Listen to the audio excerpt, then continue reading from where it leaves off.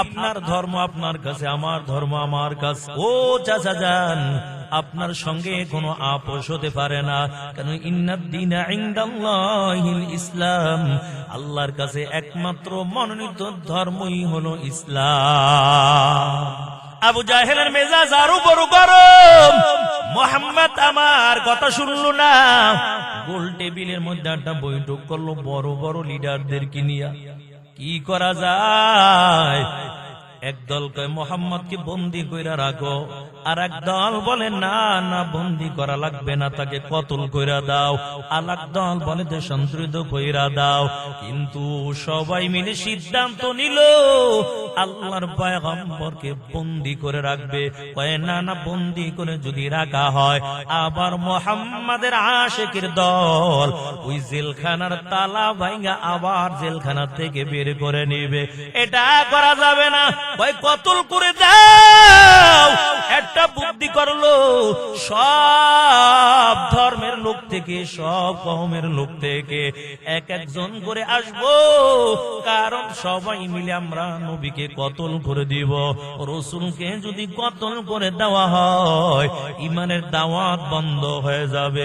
এরে আল্লাহর বান্দা, সবাই মিলে সিদ্ধান্ত নেওয়ার পর রাসূলের ঘরটা গভীর রাতে ঘেরাও করে ফেললো।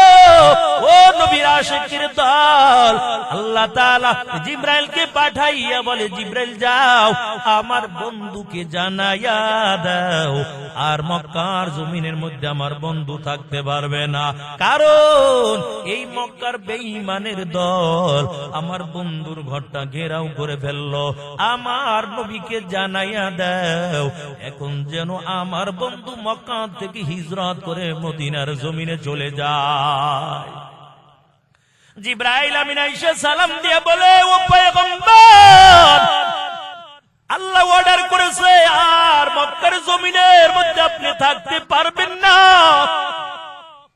আপনি এখন ঘর থেকে বের হইয়া ওই মদিনার জমিনের দিকে চলে যান। আল্লাহ নবী ডাক দেয়া বলে, জিবরাইল কেমন করে যাব? কারণ আমার ঘরে চতুর্দিকে কাফের দল বড় বড় তলোয়ার নিয়ে দাঁড়ানো, আমি যদি ঘর থেকে বের হয়ে যাই আমাকে কতল করে দিবে। জিবরাইল ডাক দেয়া বলে, নবী আপনার কোনো চিন্তা করা লাগবে না, কারণ আল্লাহ বলেছে আপনি হাতের মুঠের মধ্যে এক মুষ্টি বালু নিবেন, কোরআনের আয়াতগুলো তেলাওয়াত করে করে এই বালুর মধ্যে দম করে বালুটা উপরে থেকে নিক্ষেপ করার দায়িত্ব হলো আপনার, আর বালুটা বাতাসের মাধ্যমে কাফের চোখের মধ্যে ঢুকিয়ে দেওয়ার দায়িত্ব হলো আমার আল্লাহ। আপনার কোনো চিন্তা করা লাগবে না। মায়ের নবী হাতের মধ্যে এক মুষ্টি বালু নাই, কোরআনের আয়াতগুলো তেলাওয়াত করে করে বালুর মধ্যে দম করার পর ওই বালুটা উপরের দিকে নিক্ষেপ করে দেয়। বালুটা যখন উপরের দিকে নিক্ষেপ করে দিল, আল্লাহ তাআলা বাতাসের মাধ্যমে বালুগুলো কাফের চোখের মধ্যে ঢুকাইয়া দেয়। সব কাফের দল তলোয়ার অস্ত্র শস্ত্র তুইয়া দুই হাত দিয়া চোখ গলা ডলি শুরু কইরা দিছে। জিবরাইল কয়, ও নবী আমার, ওই যে আল্লাহ কাফের চোখের মধ্যে পর্দা ফালাইয়া দিয়েছে, ওরা দুইটা চোখে আর আপনাকে দেখতে পারবে না।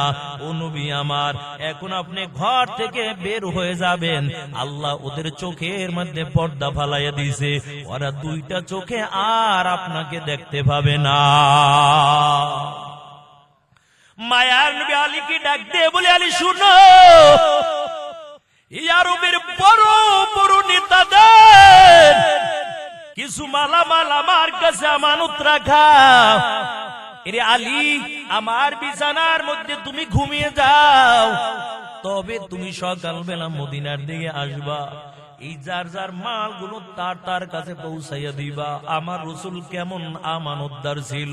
এরে আল্লাহর বান্দা, ও আলীর কাছে মালামাল গুলো দিয়া বলে, আলী আমার আল্লাহ হুকুম করেছে মক্কার জমিনে থাকতে পারবো না, তবে সকালবেলা যার যার মালামাল গুলো দিয়া আবার তুমি মদিনার জমিনের দিকে আসবা, আমার বিছানার মধ্যে এখন তুমি আরামে ঘুমাইয়া যাও। আলী এত সুন্দর আরামের একটা ঘুম দিয়েছে, করতেছে। সকালবেলা সাহাবায়ে কেরাম বলে, এরে আলী, কেমন করে তুমি ঘুমাইছো? তোমার দিলের মধ্যে কি ভয় ছিল না? কারণ ঘরের চারদিকে তো শত্রু ছিল তলোয়ার নিয়ে দাঁড়ানো। আলী বলে, কিসের ভাই? যেহেতু রাসূল বলেছে সকালবেলা মদিনার দিকে আসবা, আমার দিলের মধ্যে দৃঢ় বিশ্বাস হয়ে গেছে সব কাফেররা এক হইয়াও আমি আলীর একটা পশমের ক্ষতি করতে পারবে না। আমার দিলের মধ্যে কোনো ভয় ছিল না। মায়ার নবী ঘর থেকে বের হয়ে যায়, হাঁটতে হাঁটতে আল্লাহর নবী কাবা ঘরের কিনারে হাজির। ওই কাবা ঘরের চাবিটা ছিল একজন কাফের হাতে। আল্লাহর নবী ডাক দিয়া কয়, ভাই একটু তালাটা খুলে দাও, শেষ বিদায় বেলা 2 রাকাত নামাজ পড়ে যাব। ওই কাফের ডাক দিয়া কয়, ও মুহাম্মদ, না না, তোমার জন্য কাবা ঘরের তালা খোলা হবে না। আবার মায়ের নবী অনুরোধ করে বলে, ভাই শেষ বিদায় বেলা 2 রাকাত নামাজ আদায় করতে চাই, একটু তাড়াতাড়ি কাবা ঘরের তালাটা খুলে দাও, শেষ বিদায় বেলা 2 রাকাত নামাজ পড়ে চলে যাব। ওই কাফের একটা ধাক্কা দিয়া আমার এতিম নবীকে জমিনের মধ্যে ফালাইয়া দেয়। আমার নবী কাবা থেকে যখন মদিনার পথে রওনা হয়, আল্লাহর পয়গম্বর বারবার চেহারাটা ঘুরাইয়া কাবার দিকে তাকায় আর ডাক দিয়ে বলে, এরে কাবা, আজকে তোমার থেকে বিদায় হয়ে গেলাম। জন্মভূমি এই কাবা এলাকার মধ্যে আমি থাকতে পারলাম না, এই মক্কা নগরের মধ্যে আমি থাকতে পারলাম না, তবে আমার মালিক হুকুম করেছেন আজকে আমি তোমার থেকে বিদায় নিয়ে গেলাম। তবে আল্লাহ আবার যেদিন বিজয় দান করবে, এরে কাবা, একদিন আবার তোমার কাছে আমি বিজয় বেশে হাজির হয়ে যাব। মায়ার নবী চলে গেলেন। হাঁটতে হাঁটতে গভীর রাত, ওই আবু বকরের ঘরের দরজায় যাইয়া ডাক দিছে, আবু বকর। আস্তে করে যাইয়া ঘরের দরজার সঙ্গে যখন আস্তে দাঁড়াইয়া রাসূল ডাক দেয়, সাথে সাথে আবু বকর ঘরের দরজাটা খুইলা দিছে। মায়ের নবী ডাক দিয়া কয়, আবু বকর, রাত্র তো গভীর হয়ে গেছে, এ আবু বকর, তুমি কি ঘুমাও নাই? এই গভীর রাত্রে আমি আস্তে করে তোমাকে ডাক দিলাম, আর সাথে সাথে ঘরের দরজাটা তুমি খুইলা দিস। আবু বকর চোখের পানি ছেড়ে দিয়া কাঁদে আর বলে, নবী আমার, 6 মাস আগে আপনি আমার কানের সঙ্গে মুখটা লাগাইয়া বলেছিলেন, এ আবু বকর, আল্লাহ যেদিন হুকুম করবেন মক্কা থেকে হিজরত করে মদিনার জমিনে চলে যাব, তবে এই হিজরতের রাতে আবু বকর তুমি আমার সঙ্গের সাথী হইবা। ও নবী আমার, এই 6টা মাস হয়ে গেল বিছানার সঙ্গে পিঠটা লাগাই না, এই দরজার সঙ্গে রাত্রবেলা টেক লাগাইয়া লাগাইয়া দাঁড়াইয়া ওই পথের দিকে তাকাই, কারণ কোন সময় আপনি নবী আয়েশা আমাকে ডাক দিবেন আর আমি আবু বকরের সাথে সাথে ঘরের দরজাটা খুলে দিব। ও নবী আমার, এই জন্য 6টা মাস আমি বিছানার সঙ্গে পিঠটা লাগাই না। আল্লাহ রাসূল বলেন, আবু বকর, এত কষ্ট কি মানুষ করতে পারে? এ আবু বকর বলো, আজকে তুমি আমার কাছে কি চাও? আবু বকর বলে, রাসূল আমার, আমার জন্য আল্লাহর কাছে একটু দোয়া করে দেন, আল্লাহ তাআলা যেন আমি আবু বকরকে কবুল করে নেয়। মায়ার নবী আবু বকরের জন্য দোয়া করলো, মালিক, এই হিজরতের রাতে আবু বকরের সফর শুরু হয়েছে, আয় আল্লাহ, এই সফর দুনিয়ায় শেষ হবে না, আবু বকরের সফর তুমি জান্নাত পর্যন্ত পৌঁছাইয়া দিও। কারণ আমার ওই রাসূলের সাহাবী আবু বকর আমার রাসূলের জন্য তো বড় পাগল, রাসূলকে দেখার জন্য বড় পাগল, রাসূলকে দেখার জন্য আবু বকরের দিলটা বড় কাঁদে। মায়ার নবী সাহাবায়ে কেরামদেরকে নিয়ে বসে বসে গল্প করে, হঠাৎ করে মায়ার নবী ডাক ডাক দিয়া বলে, ও সাহাবায়ে কেরাম শুনো, আমি নবীর দিলের মধ্যে তিনটা কথা জেগে গেছে, বলো আমার দিলের কথাগুলো তোমাদের শোনাবো কিনা। সাহাবায়ে কেরাম তো আমার নবীর জবানের কথা শোনার জন্য বড় পাগল। ওই সাহাবায়ে কেরাম বলেন, ও পয়গম্বর তাড়াতাড়ি বলেন আপনার পবিত্র জবান থেকে কি বলতে চান, তাড়াতাড়ি বলেন। আল্লাহ রাসূল ডাক দিয়া বলেন, ও সাহাবায়ে কেরাম আমার কাছে তিনটা জিনিস খুব প্রিয়।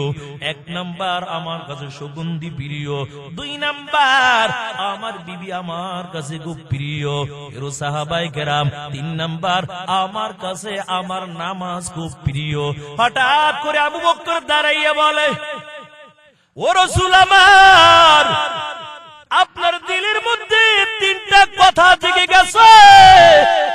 আপনি বলেছেন আপনার কাছে তিনটা জিনিস খুব প্রিয়, তবে আমার আবু বকরের দিলের মধ্যে এমন তিনটা কথা জেগে গেছে, যদি একটু অনুমতি দেন আমার দিলের কথাটাও আমি বলতে চাই। ওমর দাঁড়াইয়া বলে, ও নবী আমার, আমার কাছেও তিনটা জিনিস খুব প্রিয়। ওসমান দাঁড়াইয়া বলে, নবী আমার, আমার কাছেও খুব তিনটা জিনিস খুব ভালো লাগে। আলী দাঁড়াইয়া বলে, পয়গম্বর আমার কাছেও তিনটা জিনিস খুব প্রিয়। আল্লাহর পয়গম্বর সর্বপ্রথম আবু বকরকে বলে, আবু বকর বলো তোমার কাছে তিনটা জিনিস কি প্রিয়। আবু বকর দাঁড়াইয়া এক নম্বরই বলে, নবী আমার, আপনার চেহারার দিকে তাকাইয়া থাকতে আমি আবু বকরের কাছে খুব ভালো লাগে, কারণ আপনার নবীর চেহারার দিকে আমি যত তাকাই তত ভালো লাগে, ততই ভালো লাগে। এই জন্য আল্লাহ আবু বকরকে এমন ভাবে কবুল করেছে, ওই যে জাবালে সুরের মধ্যে আবু বকরের রানের মধ্যে আমার রাসূল মাথাটা দিয়ে ঘুমাইছে, আর আবু বকর দুইটা চক্ষু দিয়ে আমার রাসূলকে মন ভরে ভরে তারপর দেখছে। এর নবীর আশিকির দল ওই মায়ের নবী ডাক দিয়া বলে, আবু বকর এত কষ্ট করেছো, চলো আমরা এখন হিজরত করে আমরা মদিনার জমিনের মধ্যে চলে যাব। আবু বকরকে নিয়ে মায়ের নবী পথ চলতেছে। আল্লাহর পয়গম্বর হাঁটতে হাঁটতে বড় ক্লান্ত হয়ে গেল, কারণ আরবের জমিনের মধ্যে যারা গেছেন তারা দেখবেন জমিনগুলো চোক্কা চোক্কা পাথর, পুরা জমিনটা পাথর, চোক্কা চোক্কা পাথর, হাঁটতেও বড় কষ্ট হয়। কিন্তু আমার মায়ার নবী যখন কদম মোবারক রাখতো, পায়ের নিচে যখন পাথর গুলো পড়ে যাইত, ওই পাথর গুলো আল্লাহর হুকুমে তুলার মতন নরম হইয়া যাইত। আল্লাহু আকবার বলেন। এর নবীর আশিকির দল ওই আবু বকর সহ মায়ের নবী হাঁটতে হাঁটতে জাবালে সুরের মধ্যে চলে যায়। আল্লাহর নবী ডাক দিয়া বলে, আবু বকর আমরা সফরে বড় ক্লান্ত হয়ে গেল, আর হাঁটতে পারি না, তবে এই জাবালে সুরের মধ্যে এই গুহার মধ্যে আমরা অবস্থান করব। আবু বকর ডাক দিয়া বলে, নবী আমার, আপনি গুহার মধ্যে আগে ঢুকবেন না, আগে আমি ঢুকবো, কারণ গুহাটা বড় অন্ধকার দেখা যায়। আগে আবু বকর ওই গুহার মধ্যে ঢুকে গেল, সুন্দর করে গুহাটা পরিষ্কার করলো, কিন্তু গুহার মধ্যে ঢোকার পর নজর করে দেখে ছোট্ট ছোট্ট ছিদ্র দেখা যায়। আবু বকর চিন্তা করলো, না জানে কোনো বিষাক্ত পোকা মাকড় থাকতে পারে। একটা কাপড় অতিরিক্ত আবু বকরের গায়ের মধ্যে ছিল, কাপড়টা ছিঁড়ে টুকরা টুকরা করে ওই গর্তের ছোট ছোট মুখগুলো বন্ধ করে দেয়। বাকি একটা মুখ বন্ধ করার আর কাপড় নাই।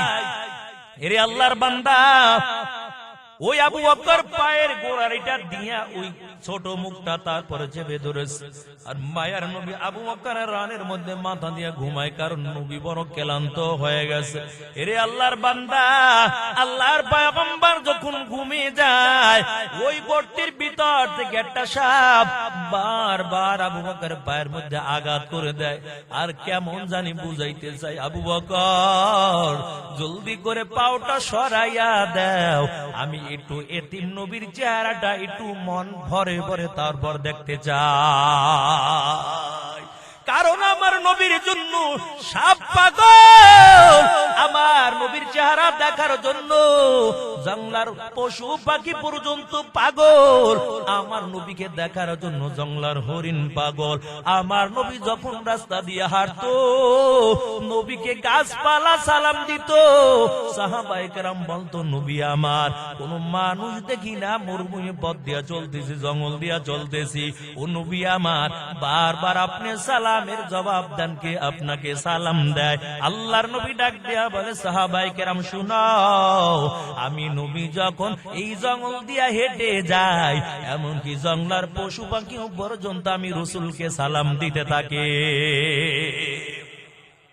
আমি শুধু মানুষের জন্য নবী না, আমি হলাম সমস্ত মাখলুকাতের জন্য নবী। ইমামুল আউয়ালিন আল আখিরিন, বাহরে সাদাকা রাহমাতাল লিল আলামিন, সাইয়্যিদুল কাওনাইন খাতুমুল মুরসালিন, আখিরা মুদবুদে ফখরুল আউয়ালিন, সাদা আজুদাশ রাহমাতাল লিল আলামিন, মসজিদে ওশুদ হামারু ওয়া জমিন, ওয়াম্মা আরসালনাকা ইল্লা রাহমাতাল লিল আলামিন।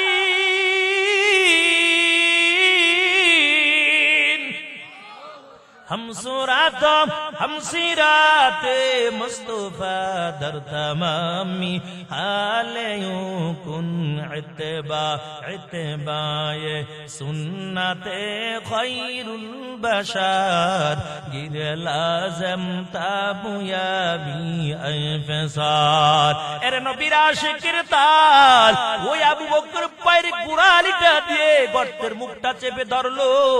মায়ার নবী আমার আবু বকরের রানের মধ্যে মাথাটা দিয়ে ঘুমায়, কিন্তু বারবার সাপটা আঘাত করার পরে আবু বকর পাওটা সরায় না। ওই আবু বকরের পায়ের মধ্যে যখন সাপটা কামড় দিয়ে দিল, হঠাৎ করে পুরো শরীরটা বিষে কালো হয়ে গেল। এরে আল্লাহর বান্দা, আবু বকর আর বিষের যন্ত্রণা সইতে পারে না, ওই পুরো শরীরটা পুরো কালো হয়ে গেল। আবু বকরের চোখ বেয়ে পানির ফোঁটা পড়ে, হঠাৎ করে একটা ফোঁটা পানি নবীর চেহারার মধ্যে পড়ে যায়। আল্লাহ রাসূল যখন চোখটা মেলে তাকায়, নজর করে দেখে আবু বকর চোখ বেয়ে পানি পড়ে।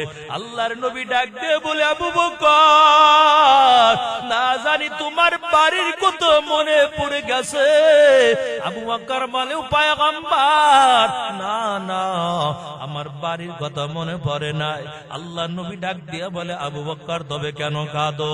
আবু বকর বলে, পয়গম্বর, এই গর্তের ভিতর থেকে একটা সাপ আমাকে কামড় দিয়েছে, আমার পুরা শরীরটা বিষে ব্যথা হয়ে গেছে। ও নবী আমার, বিষের যন্ত্রণা সইতে পারি না। আল্লাহ রাসূল বলে, আবু বকর, তাড়াতাড়ি পায়ের গোড়ালিটা সরাইয়া দাও।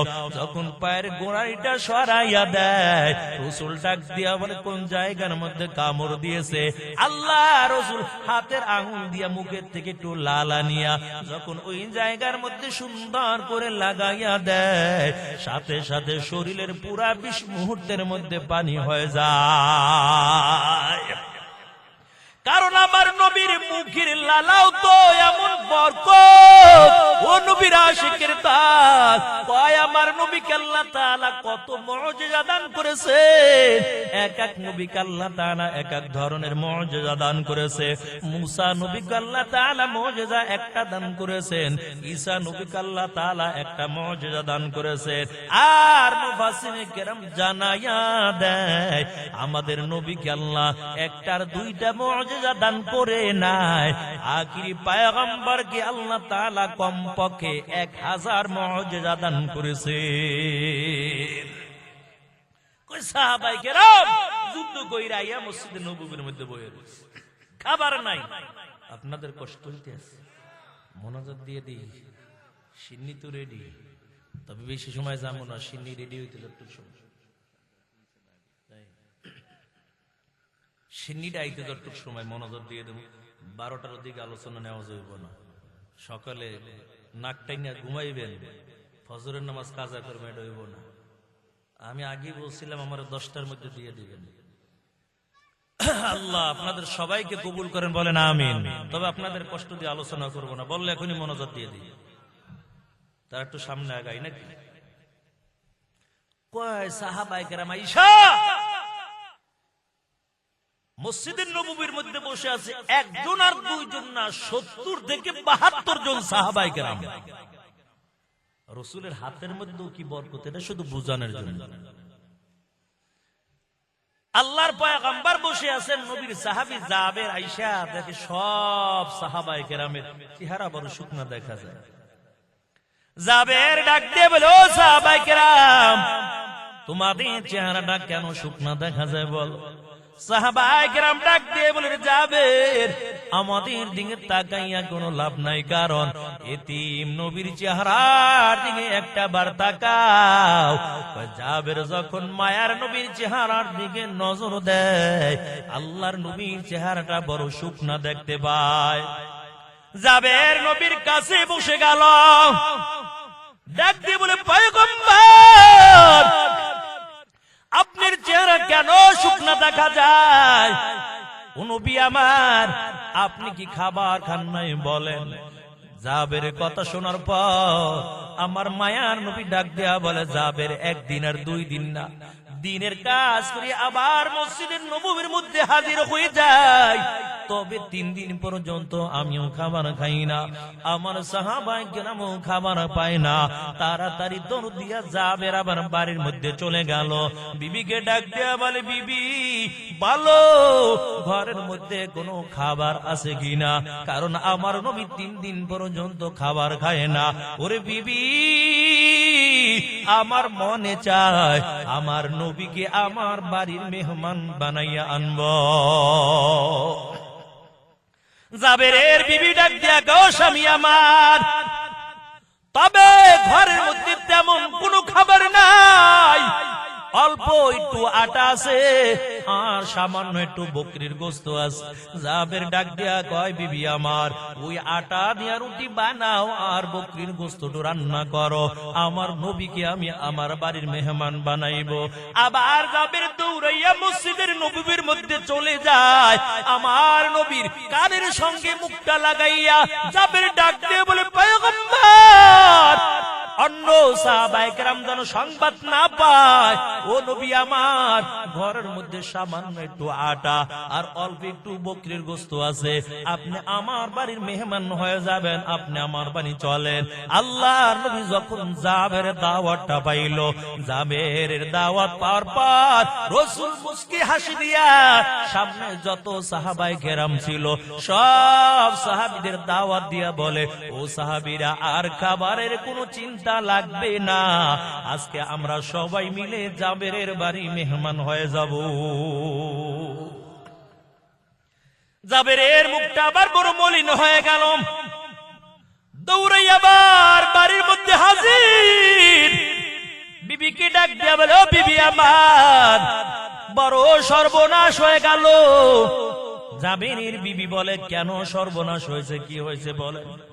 জাবের ডাক দেয়া বলে, বিবি, আমার নবীর কানের সঙ্গে মুখটা লাগাই আমার নবীকে আমি একা দাওয়াত করলাম, কিন্তু আমার পয়গম্বর 70 থেকে 72 জন সাহাবায়ে কেরামদের দাওয়াত করে দিয়েছে, কেমন করে মেহমানদারি করব বলো? জাবের বিবি কয়, ও স্বামী আমার, আপনার কোনো চিন্তা করা লাগবে না, আপনি বুঝে শুনে তারপর রাসূলকে দাওয়াত করেছেন, আমার নবীও বুঝে শুনে তারপর সাহাবীদের দাওয়াত দিয়েছে। যেমন বিবি তেমন স্বামী। আর আপনার আমার বিবি হইলে কি হইতো? খালি যদি কইতে পারেন মোবাইল করে, বিবি আমার একজন বাল্যকালের বন্ধু আইছে, দুপুরে যা রাঁধছো তা দিয়েই খাওয়াবো, আমার বন্ধুরে লই আই। বিবি কইবে, কই নিয়ে খাওয়াবা, আগে তোমার চিন্তা তুমি করো, আগে অনুমতি নেওয়া লাগবে। তো রাসূল বলেন যে ঘরের মধ্যে মেহমান যায়, ওই ঘরওয়ালাদের গুনাহ আল্লাহ মাফ করে দেয়। আমরা তো মেহমান দেখলে ভয় পাই, মেহমান দেখলে খাওয়াইতে চাই না, ভয় লাগে, আর নিজেরাই খাইতে পারি না, আবার আরেকজনকে কই থেকে খাওয়াই। কিন্তু আল্লাহর পয়গম্বর বলেন, না না, তোমার রিজিক আইয়া খায় না, যিনি আসছে উনি বরকত নিয়ে আসছে, আল্লাহ তাআলা ওনার মাধ্যমে তোমার ঘরের রিজিক আল্লাহ বাড়াইয়া দিবেন। এই জন্য যত পারেন বেশি বেশি মেহমানদারি করাইবেন, যত গরিব থাকে যত মেহমানদারি বেশি করাইবেন, আল্লাহ রিজিকের মধ্যে তত বরকত বেশি বাড়াইয়া দিবেন। একটু কইরা দেখেন, বইরা গেলাম, একটু কইরা দেখেন। এর নবীর আশিকিনের দল জাবের আবার দৌড়াইয়া মসজিদের নববীর দিকে চলে যায়। দেখতেছে আল্লাহর পয়গম্বর 70 থেকে 72 জন সাহাবায়ে কেরামদেরকে নিয়ে আস্তে আস্তে করে জাবেরের বাড়ির দিকে আসতেছে। কিন্তু দিলের মধ্যে তো একটা চিন্তা থাইকা যায়, কি রে, অল্প একটু গোশত আর কয়েকটা রুটি, এত এক দুইজনে খাইতে পারবে। রাসূল এত সাহাবীদেরকে নিয়ে আসছে, কেমনে মেহমানদারি করবো, মান সম্মান শেষ। চিন্তার একটা চাপ চেহারার মধ্যেই ভরে যায়। মায়ার নবী তো বুঝা ফেলাইছে। আল্লাহর নবী ডেকে বলে, রে জাবের, কেন চিন্তা করতেছো? কোনো চিন্তা লাগবে না, যে পাত্রের মধ্যে রুটি রেখেছো ওই পাত্রটা ঢেকে আমি নবীর হাতের মধ্যে দাও, আর যে পাত্রের মধ্যে গোশত রেখেছো ওই গোশতের পাত্রটাও ঢেকে আমি রাসূলের হাতের মধ্যে দাও। কয় জাবের রুটি এবং গোশতের পাত্রটা এনে যখন ডেকে রাসূলের হাতের মধ্যে দিয়ে দেয়, আমার নবী বিসমিল্লাহ বলে বলে সব সাহাবায়ে কেরামদের রুটি দেয় আর গোশত দেয়। কয় পেট ভরে ভরে 70 থেকে 72 জন সাহাবায়ে কেরাম খাইলো। মায়ার নবীও রুটি আর গোশত খাওয়ার পর ওই গোশত এবং রুটির পাত্রটা আবার জাবেরের হাতের মধ্যে দিয়ে বলে, জাবের যাও, রুটি আর গোশতের পাত্র নিয়ে ঘরের মধ্যে চলে যাও। এখন যে রুটি আর গোশত আছে তুমি খাও, তোমার সন্তানকে দাও। জাবের বলে, আমি যখন রুটির গোশত নিয়ে ঘরের মধ্যে গেলাম, আমি নজর করে দেখতে পাই এই পাত্র থেকে সামান্য পর্যন্ত রুটি এবং গোশত কমে না। এটা আমার রাসূলের হাতের মুজিজা। এক পেয়ালা দুধ দিয়া অনেক সাহাবায়ে কেরাম খাইছে। আবু বকর ক্ষুধার যন্ত্রণায় পড়ে রইছে, রাসূলুল্লাহ ওমর ক্ষুধার যন্ত্রণায় পড়ে রইছে, রাসূলুল্লাহকে গেছে, আবু হুরায়রা গেছে, আম্মা জান আয়েশার ঘরে যাই, কি আছে? কই এক পেয়ালা দুধ আছে, হাদিয়া দিয়ে গেছে। রাসূল কয়, হাতের মধ্যে দুধের পেয়ালা নিল, হাতের মধ্যে তো নিছে। রাসূল ডাক দেয়া, ওমর, মসজিদের নববীর বারান্দার মধ্যে অনেক সাহাবায়ে কেরাম আছে যারা একটা গোত্র ছিল বসে বসে কোরআন শিখত, তাদেরকে দাওয়াত করে নিয়ে আসে। আবু হুরায়রা কয়, আমার পেটে খিদা, এই থেকে কি থাকবে আর কি খামু? ওমর কয়, আমার পেটেও তো খিদা, দুধ হইলে এক পেয়ালা, নবী খাইবে না আমি খামু? আবার এতজন সাহাবী মসজিদের নববীর বারান্দায়, এটি আবার দাওয়াত দিতে বলছে। হায়, আজকে জানি মানে মোটেও খামু না। সব আইনা দাওয়াত দিয়ে লাইন ধরে দাঁড় করাই দিস। ওমর খাদিমদারি করো। এখন খাদিমদারি যখন শুরু করে দিয়েছে, খাইছে, এখন তো মোটেও খামু না। এতক্ষণ যে একটা চিন্তা ভাবনা করছিলাম যে রাসূল দেওয়া দিলে তো ডান দিকে আগে সামনের কাতারে দাঁড়াইলে আগে পেয়ালাটা হইলে একটা লোক খাইয়া জীবনটা বাঁচাইতে পারবে। এখন দিচ্ছে আরো খাদিমদারি করার লাগিয়া, এই সবাই খাইবে, তারপরে কিছুই পাবো না, খালি পেয়ালা। এই আগে যেমন ক্ষুধা, এখন এই একই ভাবে থেকে যাবে। কয়, সাবধান, পেয়ালার দিকে তাকাইবা না, সবার সামনে পেয়ালা নিয়ে যাইবা, বিসমিল্লাহ বলে বলে সব সাহাবায়ে কেরাম দুধ পেট ভরে ভরে পান করলো, রাসূলের কাছে নিয়ে আসছে। এই ওমর, পান করো, আবু হুরায়রা তুমিও পান করো। সব সাহাবায়ে কেরাম তৃপ্তি সহকারে পান করলো, রাসূলও তৃপ্তি সহকারে পান করছে। এক ফোঁটা দুধ পেয়ালা থেকে কমে নাই।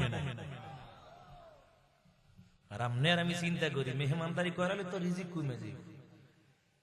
আহা, এটা হলো রাসূলের হাতের বরকত, মুজিজা। মুফাসসিরিনে কেরাম বলেন, কমপক্ষে 1000 মুজিজা আল্লাহ তাআলা আমাদের পয়গম্বরকে আল্লাহ দান করেছেন। এর নবীর আশিকের দল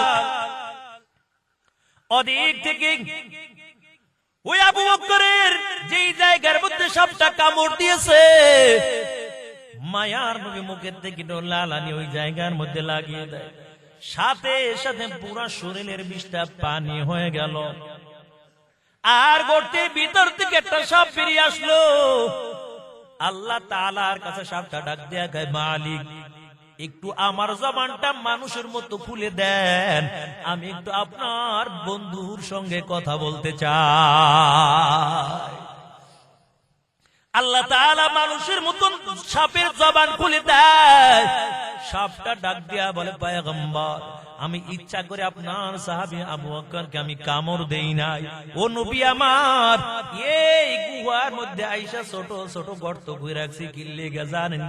ও পয়গম্বর আমি যখন রাস্তার পাশ দিয়া চলতেছিলাম, ও এক আল্লাহর বান্দা তাওরাত কিতাব পড়তেছিল। এই তাওরাতের মধ্যে আপনার ভবিষ্যৎবাণী ছিল, জাবুরের মধ্যে আপনার ভবিষ্যৎবাণী ছিল, ইনজিলের মধ্যে আপনার ভবিষ্যৎবাণী ছিল। ও নবী আমার, ওই তাওরাত কিতাব যখন খুলে খুলে তেলাওয়াত করতেছিল, তাওরাতের মধ্যে আপনার ভবিষ্যৎবাণী ছিল। ওই ভবিষ্যৎবাণী যখন পড়তেছিল, ভবিষ্যৎবাণী আমি শুনে গেলাম।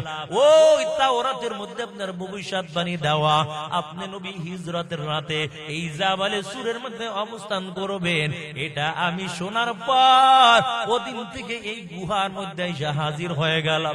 ও পয়গম্বর আপনার নুরানি চেহারাটা দেখার জন্য আমি বড় পাগল।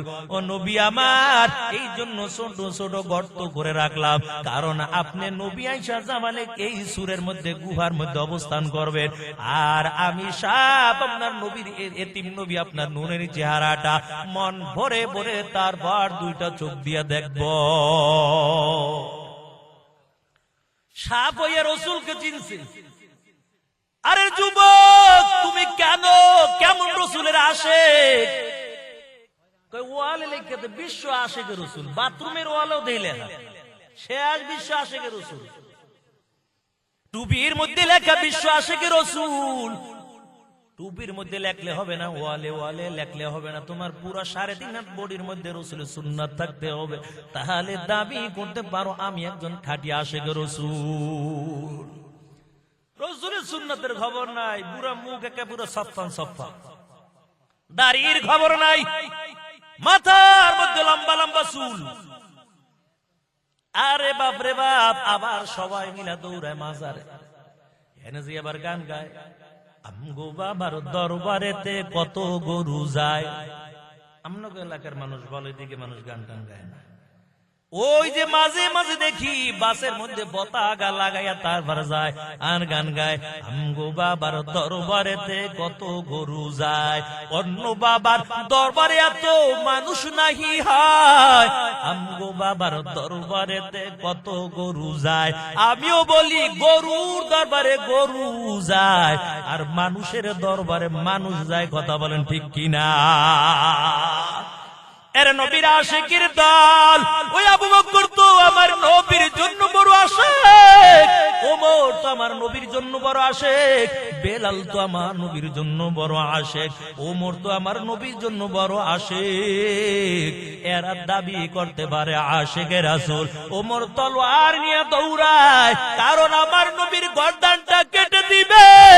এর নবীর উম্মতের দল সামনে কিছু দূর যাওয়ার পর একজন আল্লাহর বান্দা দাঁড়াইয়া বলে, ওমর কই যাও? কয় মুহাম্মাদের গর্দানটা কাটার জন্য চলে যায়। কয় কেন? মুহাম্মাদের অপরাধটা কি, দোষটা কি বলো? কয় মুহাম্মাদ এই মক্কার জমিনের মধ্যে ঈমানের দাওয়াতটা দেয়। আল্লাহর বান্দা ডাক দেয়া বলে, ওমর মুহাম্মাদের গর্দান কাটার আগে আগে নিজের ঘরের খবরটা আগে নিয়ে নাও।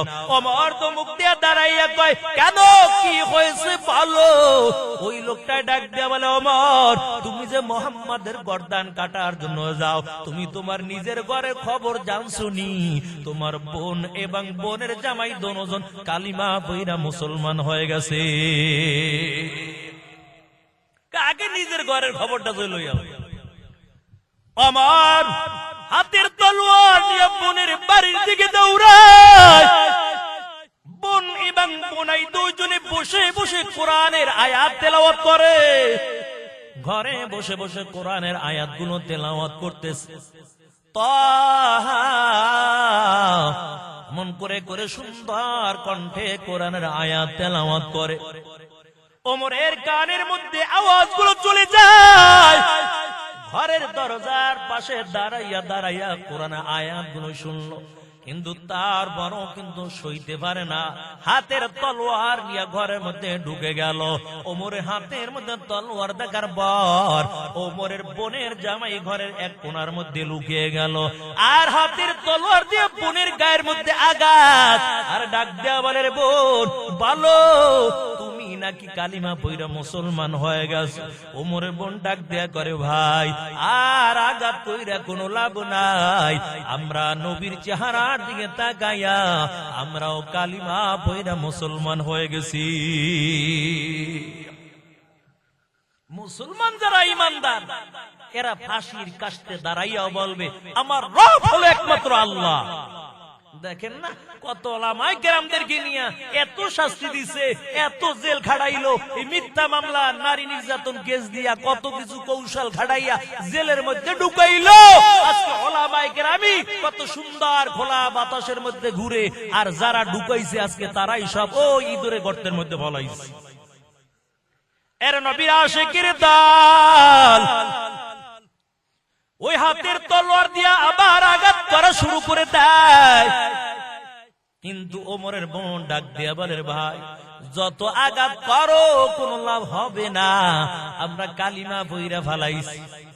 ওমরের বোনের জামাই ইমানটা আরো বেড়ে গেল আঘাত দেখা, তিনি আর সইতে পারলো না, ঘরের কোণা থেকে বের হইয়া ডাক দিয়া কয়, ওমর আঘাত করতে পারো, হাতে আঘাত মাথার মধ্যে করতে পারো, তোমার তলোয়ার দিয়া আমাদের অন্য শরীরের জায়গার মধ্যে আঘাত করতে পারো, কিন্তু আমরা যে রবের উপর ইমানটা আনলাম, এমন মালিকের উপর ইমান আনলাম, ওই ইমানের উপর এই তলোয়ার দিয়া আঘাত করতে পারবা না। তোমার যত মনে যায় আঘাত করতে পারো, তবে ইমান ছাড়তে পারি না। মায়ার দিক থেকে দোয়া করতেছে মালিক। দুইজন খুব শক্তিশালী, একজন আবু জাহেল আর একজন ওমর। আল্লাহ যাকে তুমি পছন্দ করো হেদায়েতের মালাটা একজনে ভরাইয়ে দাও।